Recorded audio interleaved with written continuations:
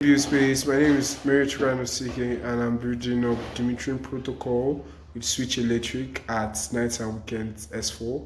And here is our updates for now. Yeah.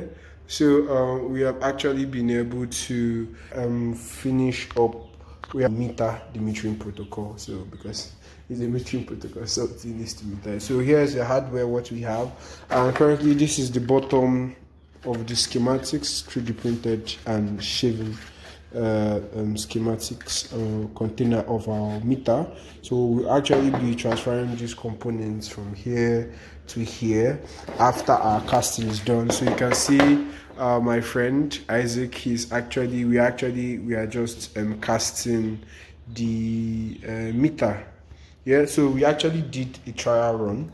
As you can see what he's holding, we actually did a trial run and we actually casted this.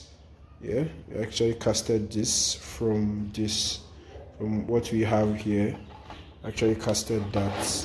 Yeah. And so this is the team. We have actually been working on getting the meter hardware ready for our current installation, which will go on. That's Switch Electric X, the garage, which I shared in my last update, signed their PPA.